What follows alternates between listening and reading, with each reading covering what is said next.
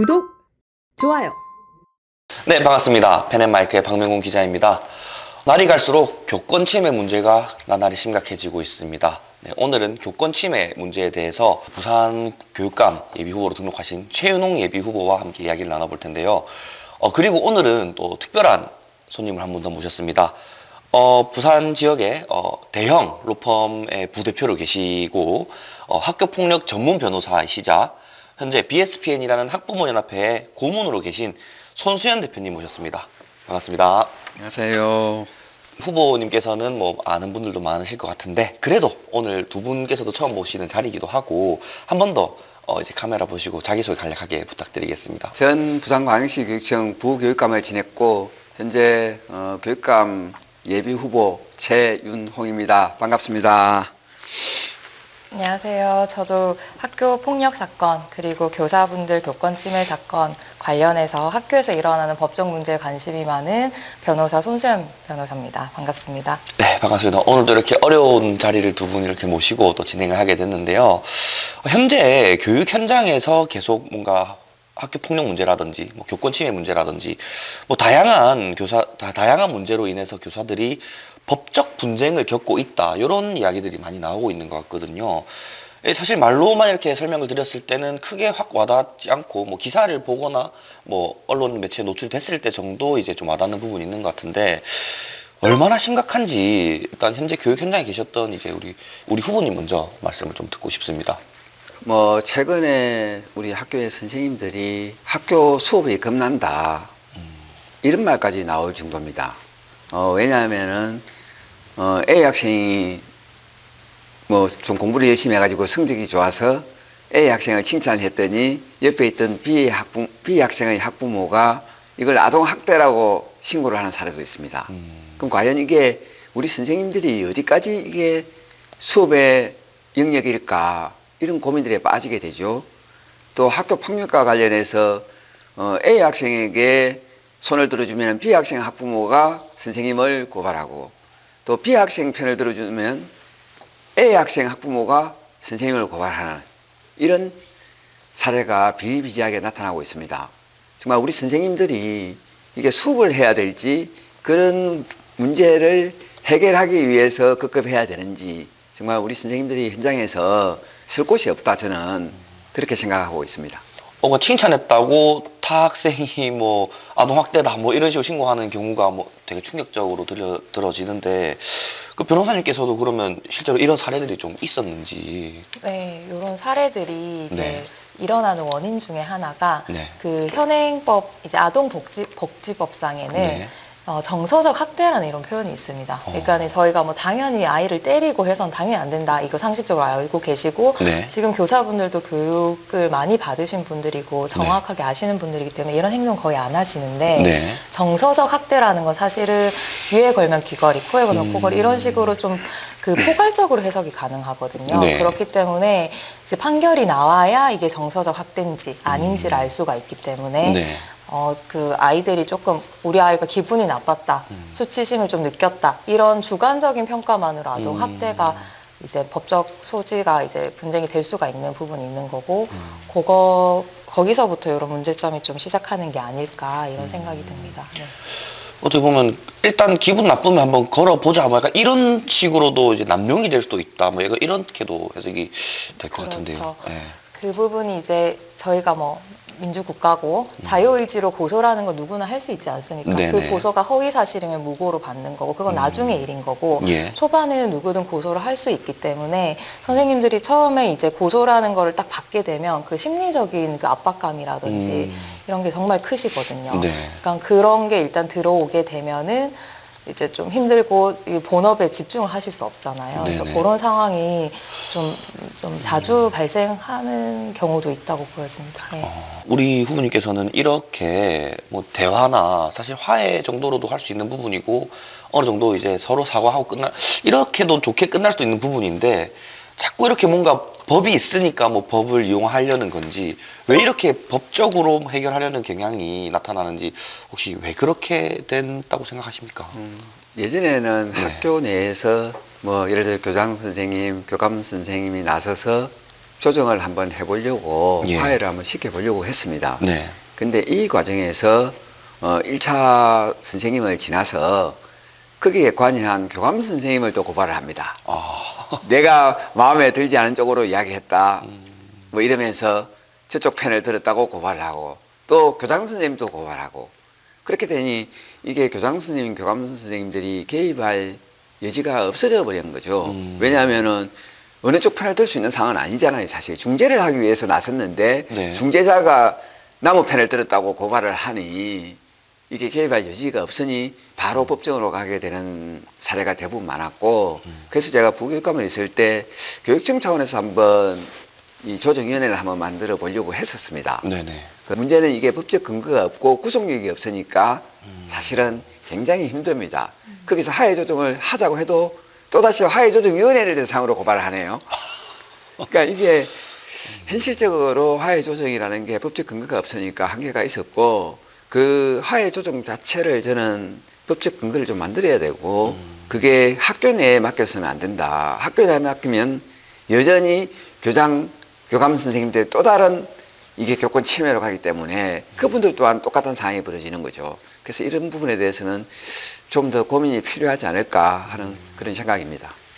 이 말씀을 하시면서 이제 제가 변호사님 표정을 좀 봤는데 굉장히 좀 생각이 많아지신 듯한 그런 표정인 것 같더라고요. 맞습니다. 예, 저도 이제 예. 그 말씀하신 거에 좀 동의를 하는 부분이 물론 그런 극단적인 사례가 비일비재하다 이 정도는 아니지만은 네. 한 번 발생하면은 타격이 좀 큰 사건들이거든요. 이런 게. 그리고 네. 이제 지금 같이 교실이 점점 법정화되고 이런 이유 자체가 서로 간에 이제 이런 게 한두 번 발생만 하더라도 신뢰가 무너지잖아요. 그렇죠. 네. 그러니까 요거를 어떻게든지 교육청 안에서 좀 해결을 할 수 있는 그런 제도적인 보완이라든지 아니면 교사분들을 좀 뒷받침할 수 있는 그런 보완이 좀 있으면 좋겠다 이런 생각을 저도 사건을 많이 네. 하면서 하고 있어서 좀 생각이 많아졌습니다. 현재 그런 교사들을 보호한다거나 뭐 그런 학부모 간의 뭐 갈등 이런 걸 좀 완화할 수 있을 만한 그런 현재 제도가 좀 있습니까? 비슷한 관련된 제도가? 조금 전에 말씀드린 대로 예. 그 교육청 차원에서 조정위원회를 한번 만들어 봤는데 네. 이것 또한 한계가 있다. 그래서 좀 바꿔야 되지 않을지 그런 고민이 있고요. 네. 교사들을 보호하기 위해서 사실은 서희초 이전과 이후를 좀 나누어 봐야 되는데 네네. 서희초 이전 단계에서는 이런 교권 침해 사례나 악성민원 사례가 발생을 하면은 오롯이 선생님들이 해결을 해야 됩니다. 해결을 하고 나고 그 판단은 교권침해위원회가 열립니다. 그 이후에. 네. 그럼 교권침해위원회에서 교권침해로 판정이 된 이후에 교육청에서 예산을 지원한다든지 이렇게 시스템이 되어 있었습니다. 사실은 발생했을 때가 제일 문제잖아요. 그렇죠. 그래서 제가 서희초 사건 터지자마자 그때 아마 이틀 만이었나? 부산광역시 교육청에서 제일 먼저 대책을 발표를 했는데 네. 교권침해위원회 판단 이전에라도 사안이 발생하면 즉시 예산을 지원해서 변호사를 채용할 수 있도록 또 변호사하고 할 수 있도록 하겠다고 바로 예산을 지원하겠다고 바꿨어요. 부산광역시 교육청이 제일 먼저. 네. 근데 이것 또한 제가 이제 밖에 나와서 보니 이 돈을 주는 예산을 지원하는 문제가 아니라 우리 자동차 사고 났을 때처럼 좀 시스템을 바꿔줘야 되는 그런 문제가 있지 않을까. 그게 좀 더, 한 걸음 더 나가야 되지 않는가. 그런 고민입니다. 어떻게 보였습니까? 지금 현재로서는 뭐 제도적으로 이제 뭐 그런 상황이 발생했을 때 뭔가 알아서 해라는 느낌이었습니다만은 다만 이제 지금 현재로선 일단 그래도 금전적으로 좀 지원을 해주고 그러고 나서 알아서 해라 약간 이런 식으로 저는 느껴졌는데 현재 지금 법 쪽에 계시다 보니까 요런 이렇게 네, 발전이 된 게 어떻게 느껴지시는지. 뭐 사실은 이제 지원이 없는 것보다는 지원이 생긴 것 자체가 네. 좀 나아졌다라고 보여지고요. 사실 네. 교권 침해라고 방금 말씀하시고 서희초 사건도 말씀을 해주셨는데 예. 제가 생각하기에도 서희초 사건 이전에는 사실은 아동 위주의 이제 물론 그 피해를 받은 아동이나 이런 정상적인 그런 범위는 당연히 보호가 돼야겠지만 네네. 그 이외에 제가 보기에도 좀 힘든 사건, 그런 사건에 있어서는 사실 교사분들이 보호받는 제도가 거의 없었어요. 없었고. 네.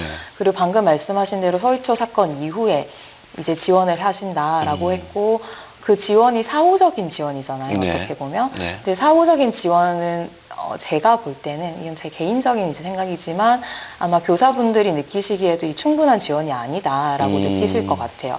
그래서 이제 취하셨던 행동이 이제 조금 돈이라도 먼저 줄 네. 수 있는 거 그거 정말 좀 진일보한 이제 지원이라고 생각을 하는데 예. 그것만으로도 아직 좀 충분하지 않은 경우가 있을 수 있는 게 교사분들은 사실 본업이 교육이잖아요. 네. 교육을 해주시고 하는 것 자체가 본업 이외에 법적인 변호사를 안다든지 법적인 이런 게 모르시잖아요. 근데 네네. 그거에 대한 지원 없이 그냥 돈만을 준다는 거는 좀 그냥 이제 어떻게 보면은 임시 방편에 이런 느낌이 좀 있습니다. 네. 현재 법조계 관계자로서도 봤을 때 이거는 충분하지는 않다라는 좀 지적을 해주신 것 같습니다. 좀 다양한 부분이 많이 미흡해 보이고 좀 보완이 더 돼야 될 것 같은데 그렇다면 이 방법을 좀 보완하기 위해서 좀 생각하시거나 구상하신 바가 혹시 있으실까요? 변호사비 지원이나 예산 지원만으로 이 문제를 해결할 수는 없다. 저는 이렇게 지금 생각을 하고 있습니다. 네. 우리가 자동차 사고를 났을 때 머리가 하얘지죠. 사고가 나자마자. 그렇죠. 그렇지만은 그 순간에 가장 먼저 떠오르는 사람, 보험사. 보험사죠. 제가 유사한 경험을 사실은 했었습니다. 어떤 경험을 또? 저번 재보궐선거가 끝난 이후에 예. 제가 압수수색을 2번을 당했습니다. 압수수색을 당하셨다. 예, 한 번은 참고인인데도 불구하고 압수수색을 당했습니다. 그 순간에 압수수색을 처음 당하는 느낌은 정말 머리가 하얘지는 이게 어떻게 해야 될까? 제가 그 순간에 제일 필요한 게 돈이 아니라 변호사였습니다.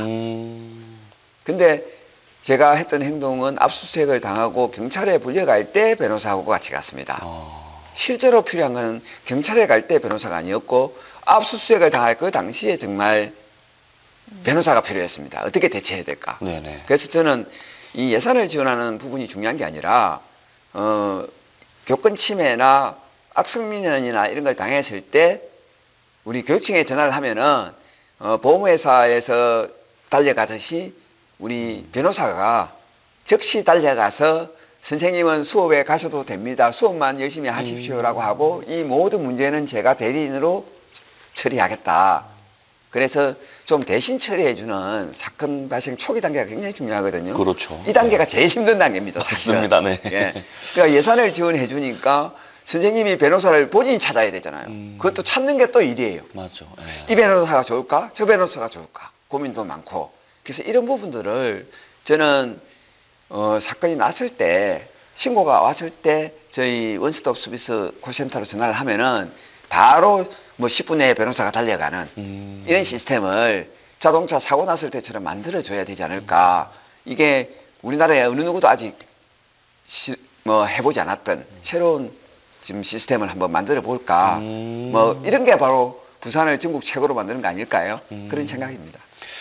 압수수색을 비유로 이렇게 되게 강력한 네, 사건을 말씀을 또 설명해 주셨는데 우리 변호사님께서는 그러면 만약에 이게 통과가 됐다 제도가 그러면 좀 더 어떻게 나아질 걸로 보이시는지 충분하다 보시는지 자체는 정말 필요하다고 보여집니다. 네. 왜냐면 이제 사실은 뭐 아동학대로 이제 신고가 들어온다든지 하는 네. 거는 뭐 논외로 하더라도 교권 침해 사안에 있어서 네. 선생님들이 이제 대처하기가 정말 쉽지가 않고 네. 이거를 이제 변호사가 초반에 방금 잘 이제 몸소 체험을 하시고 네. 이제 잘 말씀을 해주셨는데 예. 그 초기 대응이 진짜 중요하거든요. 그래서 초기 대응을 조금 전문적으로 대처를 할 수 있다라는 면에서 정말 좋아 보이고요, 제도 자체가. 네, 네. 그리고 이 또 다른 이제 좋은 점은 제가 이제 말씀을 들으면서 생각이 난 건데, 선생님께서 하시는 일이 한 학생에만 이제 치우친 업이 아니잖아요. 그렇죠. 예. 반에 다른 학생, 많은 학생들이 있잖아요. 네. 그 남겨진 학생들은 사실 선생님이 정신이 이쪽에 팔려있는, 에너지를 여기 쏟는 동안 이 학생들은 어떻게 보면 방치되고 있는 거거든요. 그런 학생들의 수업권에 좀 보장을 하는 그런 의미에서도 좀 좋은 취지가 있는 제도인 것 같습니다. 네. 남은 다른 학생들의 어떤 수업권이나 이런 것들은 전 생각도 못 했는데 그런 부분들까지도 보완이 될 수 있다는 점에서 굉장히 참신하고 괜찮은 제도지 않을까 그런 생각이 교권 듭니다. 침해를 교권 침해 그 자체로 봐서는 안 된다. 제가 그런 이야기를 했었잖아요. 선생님이 행복해야 학생이 행복하다. 아, 맞죠. 이 말은 궁극적으로 선생님 개개인의 행복이 중요하지만은 우리가 학교가 존재하는 가장 큰 이유가 학생이거든요. 그래서 네. 결국 선생님이 행복해야 학생이 행복하다는 말 자체가 이게 수업권을 보장하기 위한 거거든요. 그 학생은 학습권이거든요. 네. 그 학습권을 보장하기 위한 제도이기 때문에 교권 침해를 없애줘야 결국 우리 변호사님 말씀대로 우리 학생들의 학습권으로 이게 연결이 되는 거죠. 우리 그래야 학부모가 행복하고 또 부산 전체가 행복해지는 거잖아요. 네. 그래 그런 차원에서 이게 연결되어 있는 구조죠 이게. 아까부터 이제 대표적인 이제 사례로 이제 서희초 얘기를 계속 이렇게 나눠봤는데 그 서희초 사건을 예시로 들어서 그때 만약 이 제도가 있었다면 어떻게 좀 진행이 됐을지 어떻게 진행이 좀 될지 한번 예시로 설명을 좀 해주시겠어요? 서희초 사건이 벌어지고 저희가 대책을 발표하고 난 이후에 네. 제가 실험적인 사례를 한번 진행을 했었습니다. 어. 그 학교에서 신고 온 아동학대 사건으로 교권 침해가 있었는데 네. 그 선생님이 굉장히 힘들어 했었습니다. 예. 그래서 당시에 제가 교원 인사과장을 직접 그 학부모 만나서 본인이 대응을 해주겠다라고 한번 해봐라라고 부탁을 드렸어요. 네네. 그래서 교원 인사과장이 가서 필요하면 본인이 변호사 모시고 오고 본인이 직접 대응해주겠다. 그렇게 했더니 그 선생님이 굉장히 감사하게 생각을 하셨어요. 본인이 해야 될 역할을 본청에서 인사과장이 와서 역할을 해주니까. 네. 그러니까 이게 신고가 왔을 때 뭐 지금 그때는 교원 인사과장이었지만은 우리가 변호사님이 직접 그 선생님에게 달려갑니다. 현장으로. 네. 그럼 그때부터 현장에 가면은 뭐 변호사님 잘 아시겠지만은 바로 사인을 해야 되겠죠. 대리인 위임을 하면은 예. 그때부터는 변호사님이 그 선생님을 대신해서 모든 걸 행사할 수 있습니다. 그러면은 선생님은 오롯이 수업으로 진행을 하러 가시고 네. 그때부터 변호사가 그 다음 절차들을 예를 들어서 학교 내에 뭐 위원회가 있으면 변호사님이 출석하시면 되고 경찰에서 오라 하면 변호사님 가시면 되고 네. 이런 진행들을 변호사님이 다 하실 수 있는 거잖아요.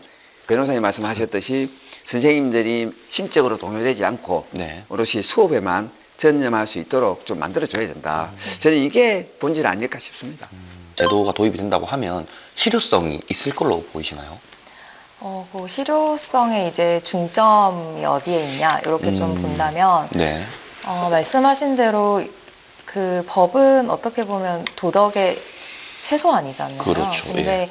이제 모든 게 법으로 다 해결될 수는 없는 거고 물론 법적으로 가서 이긴다 하더라도 그 과정에서 이런 정신적인 소모라든지 본인이 또 직접 뭐 증거를 찾아야 되고 뭐 이렇게 해야 되는 경우도 많거든요. 그렇죠. 그런 거를 초반에 조금 이제 전문가가 투입이 돼서 증거라든지 이런 거 어떻게 좀 모으고 이건 어떻게 대처하시면 됩니다. 이런 걸 얘기를 해주는 것 자체가 사실은 저희도 처음에 오신 그 의뢰인 분들이랑 네. 사건이 다 터지고 나서 오신 분들 이제 거의 막바지에 오신 분들이랑 정말 저희가 할 수 있는 범위가 다르거든요.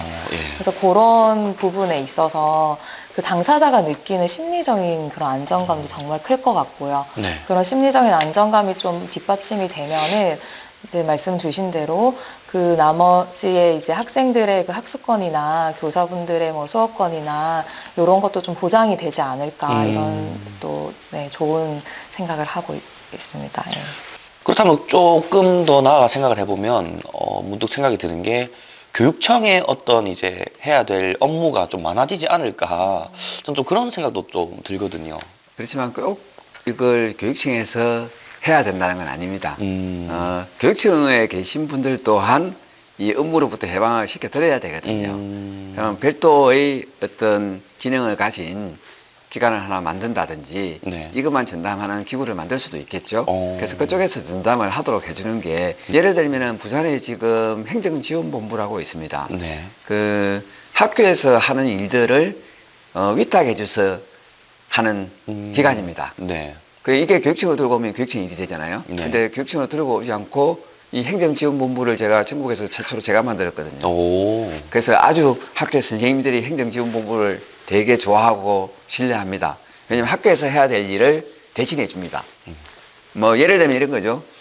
학교에서 수질검사를 해야 되는데 수질검사가 행정실의 업무냐 교무실의 업무냐 뭐 보건실의 업무냐 가지고 서로 많이 싸웠습니다. 아, 네. 그래서 제가 그럼 내가 해줄게. 음. 그래서 전체 학교의 수질 검사를 행정지원본부에서 해주고 있습니다. 네. 뭐 해도 아무 문제가 없어요. 음. 이런 것처럼 이런 업무들은 그런 기관 별도의 기관을 만들어서 그쪽에서 처리하게 하면은 뭐 본청에 또 지원청의 업무가 늘어나는 것도 아니고 네. 학교는 학교대로 또 업무가 줄어들고 그래서 서로 윈윈하는 그런 시스템이 되지 않을까 그렇게 생각합니다. 그렇다고 이걸 최소한으로 예방을 하기 위해서는 조금 어떤 시스템이라든지 뭐 구체적인 로드맵 같은 것들이 좀 있어야 될 텐데 어떤 부분이 좀 있으면 그런 부분 예방이 많이 될까? 좀 시스템적으로 저는 세 가지 측면에서 좀 접근을 해야 된다. 첫 번째는 AI 시대 때 가장 중요한 건 학생들의 인성지능 교육입니다. 그러니까 학생들 스스로에 대해서 인성 교육을 좀 더 강화를 시켜야 된다. 인성지능이라는 게 바르게 생각하고 바르게 행동하고 본인의 행동에 책임을 지는 거거든요. 소위 말하는 서로 간에 공감하는 능력을 키워줘야 되거든요. 이런 좀 인성지능 교육에 대해서 좀 더 학생들에게 학대를 해야 된다. 첫 번째는. 두 번째는 학부모들에 대한 교육 또한 더 강화를 좀 해야 된다. 이런 부분에 대해서. 그래서 뭐 학부모 교육원을 설립을 해서 학부모 교육을 강화하는데 그동안의 학부모 교육들은 교육청 입장에서 공급자 위주로 어떤 프로그램이 좋을까? 이렇게 했어요, 사실은. 네. 그럼 예를 들면은 뭐 좀 진부한 말로 하면 국가에서 하라고 하는 의무 교육들이 있죠. 이런 교육들을 학부모들에게 똑같이 시켜요. 그래서 저는 이런 게 아니라 학부모 교육원의 패러다임을 한번 바꿔가지고 학부모 교육원을 만들 때 운영을 학부모들이 한번 해보면 어떨까. 그러니까 학부모들이 이런 사고의 문제의 해결의 중재자로 나서서 한번 해보면 어떨까. 그러니까 우리 교당 선생님, 교감 선생님이 끼는 게 아니라 학부모들이 한번 같이 스스로 해보면 자정이 좀 되지 않을까. 물론 이것도 답이라고 하는 할 수 없을지도 모릅니다. 그렇지만은 한 번은 해볼 만한 가치가 있지 않을까 하는 그런 생각이 들고요. 세 번째로는 우리 선생님들 여전히 힘듭니다. 그러면 이 선생님들도 좀 더 이런 데서 뭐 자유롭다 이렇게 표현할 수는 없겠지만은 좀 벗어날 수 있도록 1년에 한 번 정도는 모든 선생님들에게 좀 힐링 프로그램, 좀 더 나가면 웰빙 프로그램을 제공한다든지 네. 이런 좀 치유할 수 있는 시스템을 만들어주는 게 좋겠다. 저는 이런 것들이 맞물려 돌아갈 때 우리 학교가 좀 더 건전해지지 않을까. 그리고 또 무너진 학교, 뭐 기울어지는 운동장 다양한 표현들이 있는데 좀 더 신뢰가 회복되는 교육 공동체 간의 신뢰가 회복이 가장 중요하잖아요. 이런 부분들이 회복되지 않을까 하는 그런 생각입니다. 그렇습니다. 다양한 좀 구체적인 뭐 예시들을 설명을 좀 해주셨는데 변호사님께서는 만약에 이런 것들이 진짜 정상적으로 구축이 되고 말씀하셨던 원스톱 제도까지 도입이 딱 된다고 하면 조금 더 어떻게 나은 교육 현장이 될까 어떻게 생각하시나요? 그 교육 현장에 이제 방금 말씀 주신 그 통찰 안에는 이제 그 신뢰라는 표현이 정말 저도 와닿는 부분인데 네. 이제 신뢰가 회복돼야 될 것 같습니다. 그러니까 사제지간이 예전 뭐 제가 클 때는 네. 너무 옛날이지만 그때랑 또 얼마 전 10년 전이랑 5년 전이랑 정말 다르게 그 교실이 점점 법정화되고 있거든요. 그러니까 네. 신뢰가 없는 그런 관계가 되고 있기 때문에 그런 신뢰 구축에 있어서 이런 프로그램들이 있으면 이제 훨씬 좋을 것 같고요. 그리고 제가 조금 이제 법적인 측면에서 하나 좀 있었으면 좋겠다라고 싶은 부분은 네. 이 아까 말씀드렸던 이제 정서적 학대라는 표현 그 부모님들이 느끼기에는 아이들이 진짜 이게 정서적 학대가 당한 게 아닌가라고 생각하셔서 오해로 또 하시는 분들도 있긴 하거든요. 네. 그러니까 이 정서적 학대라는 범위에 대해서 정확한 지침이라든지 이런 이제 가이드, 다시 말하면은 훈육의 범위죠. 그러니까 훈육의 범위가 어디까지 이루어질 수 있는 건지에 대한 이제 정확한 가이드가 있으면 좋겠고, 그 가이드가 무슨 이제 뭐 일방적인 그 통지가 아니라 네. 학부모와 교사분들 사이에 이런 합의된 가이드가 있으면 좋겠다. 이런 생각을 조금 해봤습니다. 네. 두 분께 하나씩 여쭙고 싶은 부분이 있어요. 그러니까 일단 변호사님께 먼저 여쭤볼 건데 이런 다양한 학교 폭력도 전문 변호사라고도 하셨지 않습니까? 그래서 좀 기억에 남는 어떤 학교 폭력, 학교 현장 관련 어떤 재판이나 뭐 소송이 있었다면 어떤 것들이 있었을까? 사실 저도 법으로 어떻게 보면 밥을 먹고 사는 그런 직업이지만 네. 사실 개인적으로는요, 이게 법적으로 굳이 안 가도 되는 사건. 근데 음. 예를 들면 이제 아이들끼리는 사실 어느 정도는 화해했어요. 했는데 부모님들께서는 사실을 모르기 때문에 네. 오히려 부모님들 간의 감정 싸움이 돼가지고 이게 자존심 싸움이 된 거예요. 예. 그러니까 이게 또 어떻게 보면은 교육 수준이 조금 더 높은 그런 지역에서 또 좀 이게 발생하는 경우도 있고요. 네. 그 이제 교육 수준이라는 거는 어머님, 아버님의 교육 수준을 말하는 겁니다. 예. 네네. 그래서 그런 지역에서 이제 이런 사건이 좀 더 심하게 서로 간에 골이 깊어져 가지고 발생을 해서 결국엔 아이들에게 오히려 트라우마가 더 생겨버리는 그런 사건이 있거든요. 네. 그러니까 이제 초반에 해결할 수 있는 그런 제도라든지 그런 뭐 학교 내의 제도가 힘들면 교육청 안에서 제도라든지 이런 게 좀 더 있으면 이제 법적으로 가지 않을 수 있는 사건, 가서 오히려 아이들한테, 그러니까 법적으로 이기더라도 네. 아이들에게는 이긴 게 아닐 수 있거든요. 네, 상처가 될 수 있기 때문에 그런 좀 경계선이 좀 안타까웠던 사연들이 많습니다. 네. 그런 사건을 맡다 보면은 이제 뭐 일적으로 사건은 진행을 내 의뢰인의 승리를 이게 하겠지만 하시면서도 조금 좀 뭐라 해야 될까요? 여기 씁쓸하고 좀 마음 아픈 부분이 드시겠죠. 그렇죠. 네. 아무래도 저도 사람이다 보니까 네. 이거를 좀 해결을 이렇게라도 좀 해보면 될 것 같은데 뭐 법으로 당연히 심각한 사건, 뭐 폭력 사건이나 네. 상해 사건 법으로 당연히 해야 되고 네. 그런 거는 법적인 처벌을 받아야 되는 사건은 받아야 되지만 네. 그렇게까지 안 가도 되는 되게 사소한 뭐 어떻게 보면 화해하면 끝나는 그런 사건도 있는데 그게 이제 아이들 사이에 말도 못하게 하고 이제 부모님들 사이에도 대화가 없다 보니까 네. 좀 그런 씁쓸한 경우가 많이 있었죠. 네. 부모님께서는 이제 부교육감 시절 아니면 때까지 공직 생활을 오래 하셨으니까 특별히 기억에 남았던 에피소드가 있을까요? 그전 특정 사례보다는 네. 학교 폭력이 최근에 굉장히 많이 늘었는데 네. 숫자가 네. 그 중에 가장 많이 는 게 아이러니하게 초등학교 1학년, 2학년, 3학년입니다. 초등학교 1학년 예를 들면은 예. 지나가다가 뭐 한번 그냥 장난삼아 때릴 수 있죠.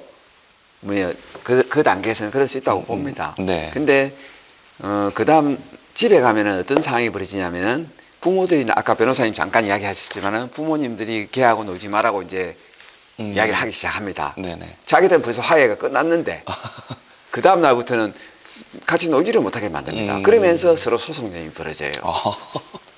그러면서 한 학생이 처벌을 받게 되고. 근데 우리가 저 범죄를 저질러도 중학생이나 촉탁소년 뭐 이런 맞습니다. 법들이 있잖아요. 네. 좀 처분을 하지 않는.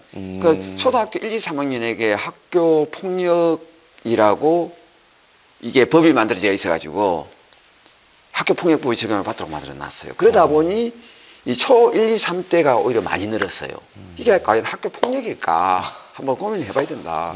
저는 이 학교 폭력법에서 초등학교 1, 2, 3학년은 제외해야 된다. 그럼 학교 폭력법에서 대상이 아니라고 해야죠. 사실은. 저는 그렇게 개인적으로 생각을 하고 있고 이런 것들은 우리 부산 시민들의 중지를 모아가지고 법령 개정을 한번 요청해야 되지 않을까 하는 그런 생각입니다. 그러면 유치원 단계도 해야죠. 학교 폭력이라고. 그렇죠. 그죠? 애들 막 깨물고 이런 예, 것들도. 우리가 형법에서도 변호사님 계시지만은 이게 연령을 구분해 두었거든요. 그 전에 일어난 과 이후에 일어난 일. 과연 학교 폭력법에 적용을 받을 만큼 초 1, 2, 3이 성숙했을까는 한번 우리 사회가 좀 고민을 해서 이런 문제들을 해결해 나가야 되지 않을까요? 모든 게 어떻게 법으로 다 해결하려고. 그러면 0세부터 그냥 법으로 다 학교 폭력이라고 네. 형법에서도 정의를 해야죠. 그렇죠. 조금 슬픈 것 같아요. 저는 개인적으로 드는 생각이 사실 뭐 저는 90N년생이지만은 그런 게 있었어요. 그러니까 뗄토라 해가지고 때리고 토낀다고. 뗄터 그러면서 탁 때리고 도망가고 서로 장난을 주고받기도 했고 또 이제 황마라 해가지고 황금색 마티즈 요새 잘 안 보이긴 하는데 그냥 길 걷다가 이제 친구들이 가다가 황금색 마티즈가 슉 지나가면은 황마를 한 대 때리고 약간 그런 장난이 있었거든요. 근데 사실상 근데 이게 당연히 진짜 뭐 단체로 구타를 한다든지 진짜 막 강한 친구 약간 괴롭히 때리고 이런 부분은 진짜 법적으로 강력한 처벌이 있어야 된다. 오히려 그런 부분은 뭐 촉법 소년 이런 것도 없어져야 된다는 말이 많지만 진짜 친한 친구들끼리 그냥 감정 안 상하는 선에서 뭐 때리고 도끼고 뭐 이런 부분들 있지 않습니까? 그런 식으로 하다 보면은 이제 툭툭툭툭 뭐 심해지면 안 되겠지만 그러면서 더 친해질 수도 있는 것이고 근데 이제 그런 광경을 학부모님들께서 목격을 했을 때 쟤는 왜 니 때리냐? 황금색 마트 지나서 때렸다, 맞았다. 그러고 이거를 이제 부모님이 알게 되면은 소송 들어간다. 약간 이런 시나리오인 것 같아서 확실히 좀 삭막해지지 않았나, 좀 정이 많이 없어지지 않았나, 좀 그런 네, 슬프고 안타까운 현실이 네, 좀 생각이 많이 들어봅니다. 그래서 요약을 좀 하자면 결국 당연히 학교 폭력이라든지 교권 침해 문제라든지 이런 게 발생을 안 하면 가장 좋겠죠. 그러기 위해서 어떤 로드맵이나 예방할 수 있는 방법들에 대해서도 조금 더 얘기를 나눠봤고 만약 그런 일들이 벌어졌을 경우에 지금처럼 단순히 뭐 금전만 지원해서 교사분께서 알아서 해라 이런 느낌보다는 교통사고로 비유를 해주셨습니다. 교통사고 났을 때 이제 보험사가 와서 알아서 처리를 해주는 느낌으로 이제 교사들은 이제 다른 학생들의 학습권도 이제 보장을 할 수 있고 교사들의 교권도 보장이 될 수 있는 그런 서비스를 통해 일괄적인 법률 서비스를 제공할 수 있는 그런 조치들에 대해서 그런 어떤 가이드라인 앞으로의 이렇게 됐으면 좋겠다라는 그런 대안들을 좀 제시해보고 거기에 대해서 이야기를 나눠보는 시간을 가져봤었습니다. 결국 교육적인 신뢰를 회복하는 노력과 뭐 행정 그리고 법률 이런 모든 것들이 다 뒷받침되고 알맞게 돌아가야 이렇게 해결이 될 수 있는 더 나은 교육 현장을 만들 수 있겠다 이런 생각이 들어봅니다.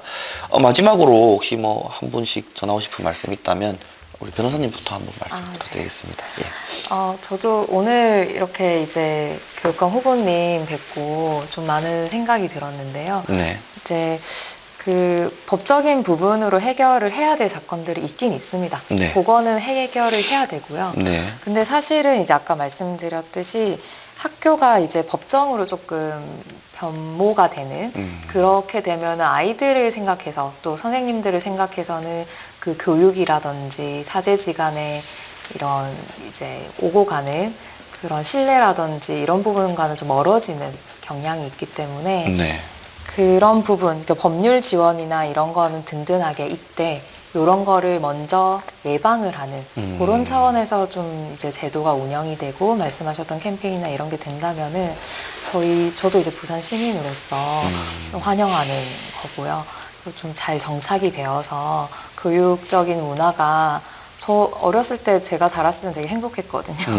그때 추억 물론 아이들 행복하겠지만 제가 느꼈던 행복감 가 또 조금은 지금 다르다고 생각하기 때문에 그런 걸 좀 느껴봤으면 좋겠습니다. 네. 우리 후보님께서도 한 말씀 부탁드리겠습니다. 예, 우리 선생님들이 아침에 웃으셔야 됩니다. 그래야 우리 학생들도 웃을 수 있습니다. 그래서 선생님이 행복해야 우리 학생들이 행복합니다. 또 우리 학생들이 행복해야 우리 학부모님들이 행복합니다. 궁극적으로 학부모들이 행복해야 우리 부산이 행복합니다. 우리 부산의 선생님들 사실 정말 열심히 하시고 전국 최고이십니다. 조금 기다려 주시고 또 신뢰해 주시고 또 잘하는 부분은 잘한다고 좀 칭찬도 해 주시는 이런 것들이 우리 선생님들을 행복하게 만들어 주실 수 있지 않을까요? 결국 그 행복이 우리 학생들의 행복입니다.